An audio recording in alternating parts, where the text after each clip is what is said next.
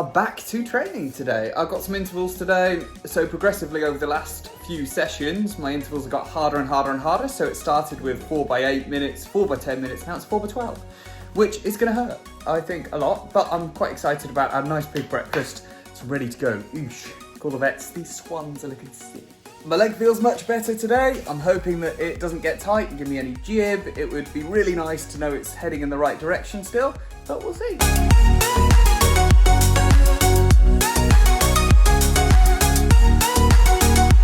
Halfway through, and I actually managed to eat before this one.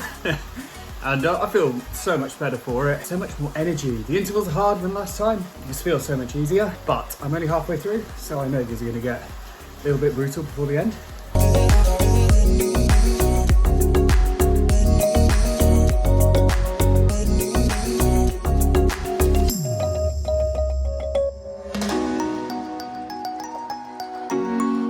Last one coming up. Yeah, I feel really good. Ready to hammer the last one.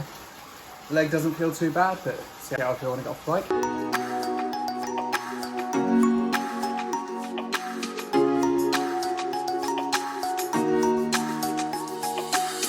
I really enjoyed that.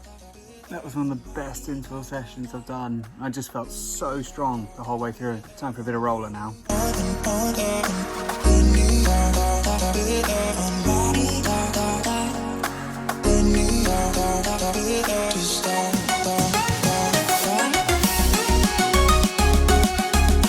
We're going shopping. Bryony, say hello. Hi. And we have recently purchased a house, and we are getting some house stuff that we really need for when we move in. So socially distant shopping, that is. It feels nice to be outside, doesn't it? We're not inside anymore. We're free.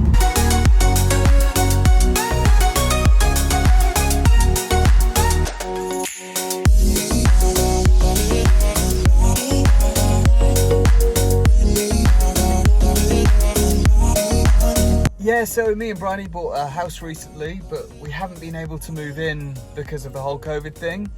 Where we're moving out of at the minute, we're going to be leaving some furniture for the new people coming in. Haven't really got anything like sofa, bed for when we move to the new place, so we need to get all that sorted. There's quite a big lead time on sofas and things like that.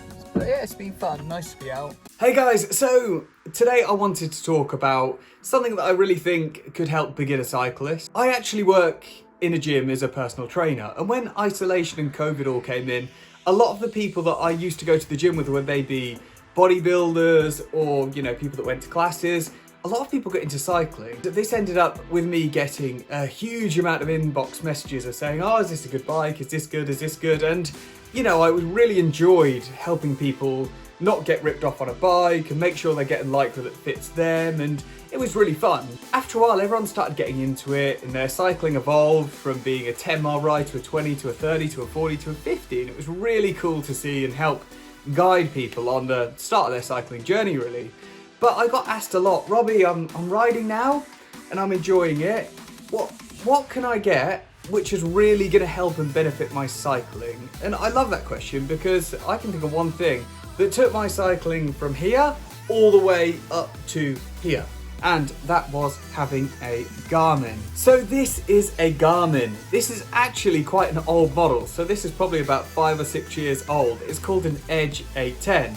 There is many different Garmins on the market. There's even other brands that you can use like Wahoo, and I can't even think of any of the others off the top of my head. But they are an absolutely fantastic bit of kit for when you first get into cycling. The reason why is, firstly, as you can see here, my home screen, you can track all your fitness stuff on this. So you can see how quick you go, and you see how far you go, and you can see the time it takes you. You can see temperature, you can see your heart rate.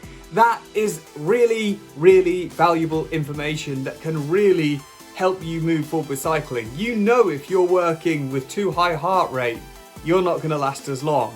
You know, if you've been riding 6 hours, you're going to need more food and water. You know, there's a lot of data on here which, interpreted properly, could really help you be faster, fitter, go quicker, and make sure you don't bonk and not get home. The next thing I love about Garmin's is the simple fact you can have a sat nav on there, you can have your maps, you can plan routes, and without getting your phone out and stopping every 5 minutes like, oh, where am I going? you can actually just say, okay, here we go, this is where I'm going, and I'm gonna let it navigate for me.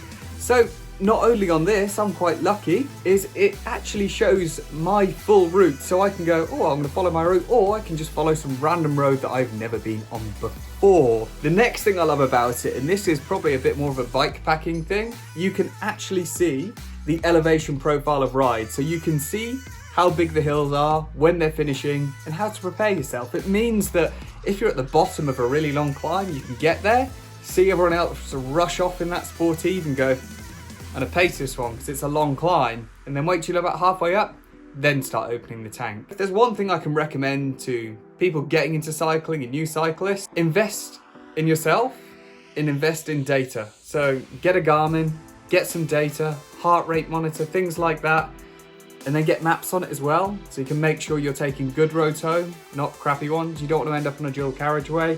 And also, if you're gonna start getting into Sportives and doing bike packing races, you get not just a sat nav and a map out of this, you can even tell how big hills are. That's a really, really big benefit. So if there's one thing I can really recommend to new cyclists once you've just got going, get yourself a Garmin. It'll go a really, really long way. Oh yeah, make sure you learn how to use it too.